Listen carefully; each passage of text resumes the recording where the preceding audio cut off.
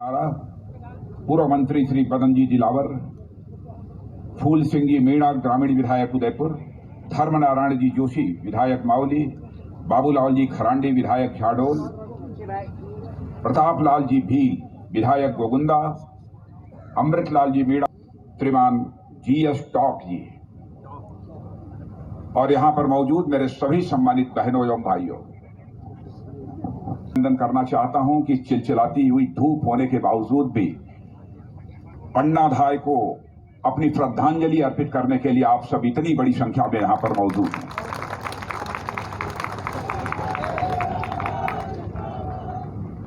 और मैं आभार व्यक्त करना चाहता हूं माननीय गुलाब चंद जी कटारिया और यहां के महापौर श्री मीणा जी और यहां के सारे जनप्रतिनिधियों का कि उन्होंने यह फैसला किया कि पन्नाधाय की एक शानदार प्रतिमा उदयपुर में बननी चाहिए और उस पन्नाधाय के साथ चंदन की भी बननी चाहिए और साथ ही साथ उदय सिंह जी की भी बननी चाहिए। और आज जब मैंने देखा यह भव्य प्रतिमा तो मैं कह सकता हूं मेरे बहनों भाइयों कि मैंने पन्नाधाय की ऐसी प्रतिमा हिंदुस्तान में कहीं नहीं देखी है जो मैंने उदयपुर की धरती पर देखी।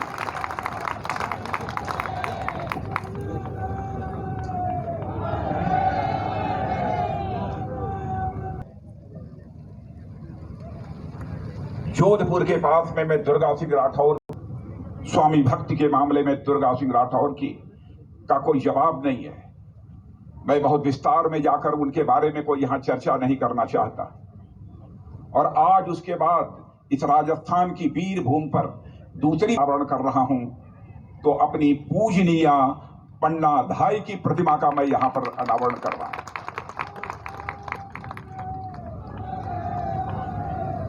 और मैं इसके लिए धन्यवाद देना चाहता हूं आदरणीय गुलाब चंद जी कटारिया को। जून में ही उन्होंने मुझसे कहा था कि पन्नाधाय की प्रतिमा का अनावरण करना है और हम लोग चाहते हैं कि आपके ही हाथों से पन्नाधाय की प्रतिमा का अनावरण होना चाहिए। 3-4 तारीखें तय हुई, बराबर तारीखें टलती रही। वह कटारिया जी के कारण तारीखें नहीं टलती रही बल्कि हमारी व्यस्तता के कारण वह तारीखें टलती रही। लेकिन कटारिया जी ने भी ठान रखा था कि मैं इसका लोकार्पण यदि किसी के हाथों कराऊंगा तो राजनाथ सिंह के हाथों कराऊंगा। और मैंने भी तय कर लिया था कि चाहे जितनी भी बाधाएं आए, इस पूजनीय पन्नाधाय की प्रतिमा का अनावरण करने के लिए मैं ही जाऊंगा उस उदयपुर की धरती पर। और आज मैं आप सबके सामने यहां पर मौजूद हूं। भारत माता की जय। बहनों भाइयों, साम्राज्यों को, सम्राटों को तो सभी याद करते हैं, लेकिन साम्राज्य और सम्राट या किनके कारण अस्तित्व में आए हैं, इन साम्राज्यों को बनाने में किन किन लोगों का कितना बड़ा योगदान है, शायद लोग इस बात को भूल जाते हैं। याद किया जाना चाहिए जिन्होंने अपना बलिदान देकर अपने कलेजे को तलवारों की नोक पर रखकर साम्राज्य बनाया है। बहनों भाइयों, पहले अभिनंदन किया जाना चाहिए, तो उनका अभिनंदन किया जाना चाहिए। भाव मेरे मन के अंदर था, इसीलिए मैंने कहा कि पन्नाधाय की इस प्रतिमा का अनावरण करने के लिए मैं स्वयं वहां जाऊंगा। और मैं तो सचमुच अपने को मैं सौभाग्यशाली मानता हूं कि आज पूजनीय पन्नाधाय की प्रतिमा का अनावरण मेरे हाथों के द्वारा हो रहा है। किसी को यह लग सकता है कि सार्वजनिक सभाओं में नेता बढ़ा चढ़ाकर कोई बातें बोल रहे हैं, लेकिन बहनों भाइयों, आज जो मैं बात आपके सामने बोल रहा हूं बढ़ा चढ़ाकर नहीं बोल रहा हूं, यह हमारे हृदय की आवाज है जिसे मैं आपके सामने प्रस्तुत कर रहा हूं। किसी विदेशी लेखक ने कहा है कि राजस्थान हिंदुस्तान नहीं दुनिया की एक ऐसी धरती है जिस धरती की धूल यदि बनी है तो वहां के वीरों और वीरांगनाओं की हड्डियों से राजस्थान की धूल बनी है। बहनों भाइयों, यह किसी ने कहा है। राजस्थान के वीर गाथा के पन्नों को पलटकर कोई देखे, इसे स्वीकार करेगा कि सचमुच यह ऐसे वीरों और वीरांगनाओं की हड्डियों की धूल से यह राजस्थान की धरती बनी है। शौर्य और पराक्रम का जहां तक सवाल है, राजस्थान में मेवाड़ हो, चित्तौड़ हो, राजस्थान में शौर्य और पराक्रम की कितनी गाथाएं हैं, उसके बारे में मुझे बहुत ज्यादा विस्तार में जाकर बतलाने की आवश्यकता नहीं है। कैसा योगदान था, कितना योगदान था पन्ना धाय का, इसके बारे में हमारे पूर्व वक्ताओं ने विस्तार पूर्वक आपके सामने चर्चा कर दी है, इसलिए मैं उसके बहुत विस्तार में जाकर चर्चा नहीं करूंगा। लेकिन कल्पना कीजिए, हमारी माताएं बहनें यहां पर बैठी हैं, यह कल्पना करें कि जिस समय उन्होंने उदय सिंह जी के बिस्तर पर अपने बेटे को लिटा दिया था, क्योंकि राजसी बिस्तर पर चंदन नहीं सो सकता था, उदय सिंह ही सो सकते थे। लेकिन माता कर्मावती ने कहा था कि दुर्गावती जी, ये पन्ना धाय सारी जिम्मेदारी उदय सिंह की आपके कंधों के ऊपर देकर मैं जा रही हूं। कैसे बखूबी पन्ना धाय ने उसको निभाया। उदय सिंह के राजसी बिस्तर से उदय सिंह को हटाकर कि कहीं यह बलवीर आकर उदय सिंह की हत्या न कर दे, क्योंकि राजसी बिस्तर पर ही कोई सोया होगा तो राजकुमार ही सोया होगा और उदय सिंह की वह हत्या कर देता। इसलिए उदय सिंह के स्थान पर इन्होंने अपने बेटे चंदन को लाकर सुला दिया। और जब बनवीर आता है और बनवीर पूछता है यह कौन है, वह बिल्कुल मौन रहती हैं, कोई जवाब नहीं देती हैं। बनवीर यह अनुभव कर लेता है, देखकर उसे विश्वास हो जाता है राजसी बिस्तर पर ही कोई सोया है तो उदय सिंह ही होंगे और कोई दूसरा नहीं हो सकता है। और वहां चंदन सोया था, चंदन के 2 टुकड़े कर दिए, सिर धड़ से उनका अलग कर दिया। लेकिन इसमें महत्वपूर्ण बात है जिसकी तरफ हम लोगों का ध्यान जाना चाहिए, वही उस चारपाई के पायदाने पर पन्ना धाय बैठी थी, मां पन्ना धाय। उनके आंखों में आंसू की बूंद नहीं देखने को मिली। बहनों भाइयों, उन्होंने सोचा कि यदि हमारे आंखों में यदि आंसू की बूंद यदि आ गई और देख लिया बनवीर ने, तो कहीं उसको यह संदेह न हो जाए कि यह यहां पर लेटा हुआ उदय सिंह है अथवा चंदन है। बहनों भाइयों, उस माता ने अपने आंखों में आंसू तक नहीं आने दिया। अपने कलेजे को किस तरीके से अपने तलवार की नोक पर उसने रखा होगा, जैसे कोई कलेजा अपनी तलवार की नोक पर रखे, वैसे ही पन्ना धाय ने, बहनों भाइयों, अपने कलेजे को उस तलवार की नोक पर रखा। यह कोई कल्पना नहीं कर सकता। आज यदि पन्ना धाय न होती तो मैं कह सकता हूं न महाराजा उदय सिंह जी होते, न महाराणा प्रताप होते। बहनों भाइयों, इस सच्चाई को भी हमको स्वीकार करना है। जिनका नाम बहुत गौरव के साथ, जिनका नाम हम बहुत सम्मान के साथ हम सभी लोग लेते हैं, कैसे बहादुर लोग हैं, कैसे इन लोगों ने मेवाड़ और कुछ महाराजाओं ने चित्तौड़ जैसे साम्राज्य की रक्षा की और भारत का मस्तक उन्होंने सारी दुनिया में ऊंचा करने का काम किया है। बहुत सारी ऐसी गाथाएं हैं जिसे आपके सामने मैं प्रस्तुत कर सकता हूं। और बहनों भाइयों, मैं यह भी कहना चाहूंगा कि पन्ना धाय जी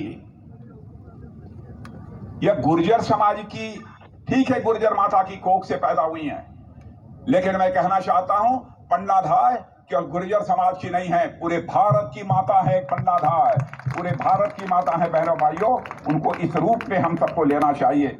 मैं यह आप सबसे अनुरोध करना चाहता हूं, एक से एक हस्तियां यहां पर पैदा हुई हैं। हाड़ा रानी को भी मैं याद करता हूं, कैसा कलेजा था। उनका पति रतन सिंह जी युद्ध के लिए जा रहे थे, नई नई शादी हुई थी, और उन्होंने हाड़ा रानी से कहा कि हमें कोई अपना ऐसा चिन्ह दे दीजिए, कोई निशान दे दीजिए ताकि आपकी याद आए तो मैं इस निशान को मैं देख सकूं। देश के प्रति, राष्ट्र के प्रति, अपनी धरती के प्रति जो कर्तव्य परायणता थी, हाड़ा रानी ने कहा कि नहीं, जाइए, जो निशानी आप चाहते हैं वह निशानी आप तक पहुंच जाएगी। और बहनों भाइयों, जब युद्ध करने के लिए रतन सिंह जी जब जाते हैं तो हाड़ा रानी एक थाली में अपना सिर धड़ से अलग करके वह सिर थाली में रखकर वह रतन सिंह जी के पास भेजती हैं। और रतन सिंह जी के पास जब वह पहुंचता है, ऊपर से वह हटाते हैं कवर, उसका चद्दर जब हटाते हैं, बहनों भाइयों, तो उसमें हाड़ा रानी का सिर उनको दिखाई देता है। पांव तले जमीन खिसक जाती है। कैसी वीरांगनाएं, कैसी कैसी वीरांगनाएं इस राजस्थान की धरती पर पैदा हुई है, चित्तौड़ में, मेवाड़ में। बहनों भाइयों, हर भारतवासी का मस्तक गर्व के साथ ऊंचा हो जाता है। एक से एक घटनाएं हैं। ऐसे ही अब आप कल्पना करिए, हमारे यहां कहा गया है पुत्र कुपुत्र हो सकता है, कुपुत्रो जाए क्वचिदपि कुमाता न भवति। पुत्र कुपुत्र हो सकता है लेकिन माता कुमाता नहीं हो सकती है, यह हमारे यहां कहा गया है। लेकिन पन्नाधाय ने इस बात की भी चिंता नहीं की, वो अपने बेटे का बलिदान दे दिया। मैं समाज में कुमाता कही जाऊंगी, इसकी भी पन्नाधाय ने कोई परवाह नहीं की, क्योंकि हमारी जानकारी में प्रत्यक्ष हमारे आंखों के सामने हमारे ही कलेजे के टुकड़े के 2 टुकड़े किए जा रहे हैं। कुमाता होने की भी उन्होंने चिंता नहीं की, क्योंकि उनके सामने एक ही लक्ष्य था, यह मेवाड़ साम्राज्य सुरक्षित रहना चाहिए। मेवाड़ साम्राज्य का शासन ऐसे व्यक्ति के हाथों में नहीं जाना चाहिए जो दुराचारी हो और जनता को कष्ट देने वाला हो, अत्याचारी हो। ऐसे बनवीर के हाथों में नहीं जाना चाहिए। यही तड़पंथी पन्नाधाय की बहनों भाइयों, जिन्होंने की कुमाता होने के कलंक को भी बर्दाश्त करने की हिम्मत उन्होंने बांधी। पन्नाधाय हम सब के लिए एक आदर्श है, और मैं समझता हूं पन्नाधाय की गाथाओं को तो सारे देश भर में पाठ्य पुस्तकों में बच्चों को पढ़ाया जाना चाहिए कि पन्नाधाय कौन थी और उनका बलिदान कैसा था, यह पढ़ाया जाना चाहिए। और वैसे ही कई एक घटना मैं देख रहा था, जोधपुर की है और खेलजड़ी जगह है, मुझे बतलाया गया। यहां पर जोधपुर के महाराजा के नए भवन के लिए खेजड़ी के हरे भरे पेड़ काटे जा रहे थे। अमृता देवी एक ऐसी वीरांगना यह भी रही है जो अपनी बेटियों को साथ लेकर 350 से ऊपर बिश्नोई संप्रदाय के सदस्यों को ले जाकर उस पेड़ों के साथ चिपक जाती हैं, ताकि महाराजा उन हरे भरे पेड़ों को काट ना सके। पेड़ काटने वालों से कहती हैं कि अगर पेड़ कटेगा तो उससे पहले हम कटेंगे, अन्यथा सभी वापस चले जाओ। यह कहते हुए अमृता जी ने अपना बलिदान दे देने का काम किया था। बहनों भाइयों, यह करिश्मा भी है तो राजस्थान की धरती का ही करिश्मा है, यह करिश्मा है तो राजस्थान की धूल का ही करिश्मा। एक सी वीरांगनाएं इस धरती पर पैदा हुई हैं। कितनी बातों की मैं चर्चा करूं, लेकिन आज मैं यह भी कहना चाहता हूं मेरे बहनों भाइयों, ये वीरांगनाओं, यह सारी वीरांगनाएं, सारे वीर जिन लोगों ने भी अपना बलिदान दिया है, वो हमारे ये सभी प्रेरणा के स्रोत हैं। मैं जब देख रहा था यहां पर कैसी कैसी विभूतियां यहां पर पैदा हुई हैं, तो मैंने कहा कि परमात्मा ने बहुत सोच समझकर राजस्थान की धरती को चुना है, जहां पर कि ऐसे ऐसे वीर पैदा हुए हैं। अद्भुत पवित्र धरती है। पन्नाधाय को किसने बनाया होगा, किसने उन्हें सिखाया होगा कि जरूरत पड़ने पर अपना कलेजा भरी निकाल कर रखना पड़े तो पीछे नहीं हटना चाहिए। हाड़ी रानी को किसने बनाया होगा, किसने सिखाया होगा हाड़ी रानी को कि जनता और साम्राज्य पर संकट आन पड़े तो अपना मोह खत्म करने के लिए खुद को भी खत्म कर देना चाहिए, यह किसने सिखाया होगा। मीराबाई को किसने सिखाया होगा कि इतने विशाल साम्राज्य के ऐश्वर्य, वैभव और सुख विलास को ठोकर मारकर श्री कृष्ण के चरणों में जाकर वह बसे। कहते हैं कि मीराबाई श्री कृष्ण के दर्शन के लिए मंदिर जा रही थी। पुजारी ने उन्हें द्वार पर ही रोक लिया और कहा, स्त्रियों का प्रवेश मंदिर में वर्जित है, अलाउड नहीं है। मीरा ने कहा, पुरुष तो वह केवल एक है, परम पिता परमात्मा, और आत्मा तो स्त्री होती है, तुम भी पुरुष हो क्या। पुजारी भौंचक रह गया, उससे कोई जवाब देते हुए न बना। यह सब किसने सिखाया मीराबाई को, यह सब उनके विश्वास की ही ताकत थी, उनके संकल्प की ताकत थी और राजस्थान की मिट्टी का करिश्मा था। बहनों भाइयों, यहीं से उन्होंने यह प्रेरणा ली थी। ऐसी कई घटनाएं हैं। किन किन घटनाओं की मैं आप सबके मैं सामने चर्चा करूं, लंबा समय लगेगा। मंत्री होने के नाते मैं कहना चाहता हूं, भारत अब कमजोर भारत नहीं रहा है, भारत अब दुनिया का ताकतवर देश बन गया है।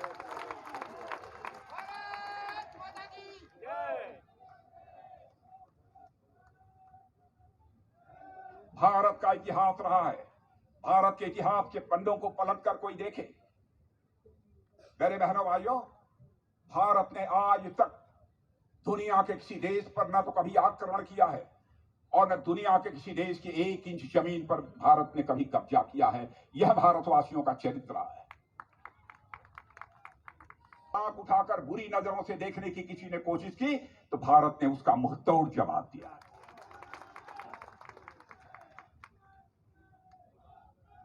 और आज भी मैं आपको बतलाना चाहता हूं, भारत की ताकत पर विश्वास रखिएगा।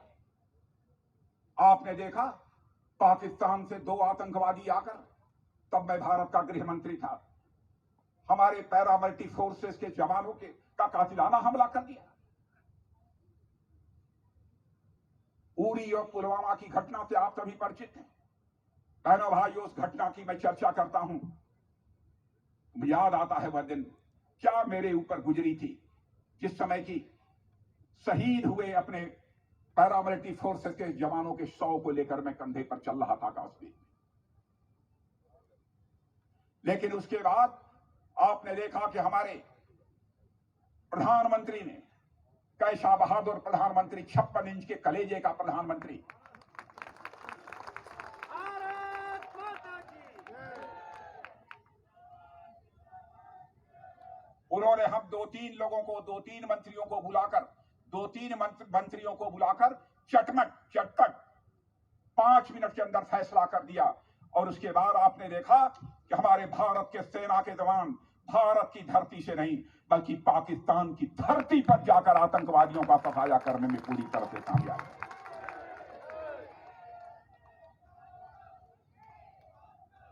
यह है भारत की ताकत। भारत दुनिया के सभी देशों को अपना परिवार मानता है। भारत दुनिया का अकेला देश है। इस देश के रहने वाले ऋषियों और मनीषियों ने भारत की सीमा में रहने वाले लोगों को ही अपने परिवार का सदस्य नहीं माना है, बल्कि विश्व की धरा पर रहने वाले सारे लोगों को अपने परिवार का सदस्य मानते हुए वसुधैव कुटुंबकम का संदेश सारे विश्व को यदि किसी देश की धरती से गया है तो हमारे और आपके देश की धरती भारत से गया है। मेरे बहनों भाई, the whole world is a family. Bharat की धरती से गया है। इसीलिए हम लोगों ने आज तक दुनिया के किसी देश पर न आक्रमण किया, न 1 इंच जमीन पर हम लोगों ने कभी चिंता किया। और मैं कहना चाहता हूं, इस समय की सरकार के बारे में यकीन रखना मेरे बहनों भाइयों, यकीन रखना, भारत का मान सम्मान स्वाभिमान हम किसी भी सूरत पे झुकने नहीं देंगे। ऐसी सरकार है, मोदी जी के नेतृत्व में काम कर रही है। कई ऐसी वारदातें, किन किन वारदातों की मैं आपसे चर्चा करूं। हम लोग केवल भारत में रहने वाले ही भारतीयों की चिंता नहीं करते हैं। माता पन्नाधाय की प्रेरणा से केवल भारत में रहने वाले नागरिकों की हम चिंता नहीं करते हैं, बल्कि जो भारत के नागरिक दुनिया के दूसरे देशों में हैं, उनकी चिंता करने वाली यदि कोई सरकार है तो यह आपकी सरकार है बहनों भाई। उनकी भी चिंता करती। आपने देखा रूस और यूक्रेन के बीच जो युद्ध चल रहा था, 22,500 से अधिक हमारे भारत के रहने वाले बच्चे वहां पर मेडिकल कॉलेज, इंजीनियरिंग कॉलेज में अन्य प्रकार की वहां शिक्षाएं ले रहे थे। माता पिता उनके परेशान थे, कहीं रूस आक्रमण करके यूक्रेन में हमारे बच्चों को न मार दे। उस समय हमारे प्रधानमंत्री मोदी जी ने फैसला किया, और यह हिंदुस्तान का कोई नेता नहीं कर सकता था। उन्होंने तुरंत टेलीफोन मिलाकर रूस के राष्ट्रपति मिस्टर पुतिन से बात की, यूक्रेन के राष्ट्रपति मिस्टर जेलेंस्की से बात की, और कहीं बीच में अमेरिका ना आ जाए इसलिए अमेरिका के राष्ट्रपति बाइडेन से उन्होंने सीधे टेलीफोन से बात की। और आपको जानकर आश्चर्य हुआ, न भूतो न भविष्यति, न आज तक हुआ है, न आज तक कभी होगा। यह रूस और यूक्रेन का युद्ध कुछ घंटे के लिए रोक दिया गया और हम लोगों ने 22,500 अपने नौजवानों को वहां से बाहर निकाला।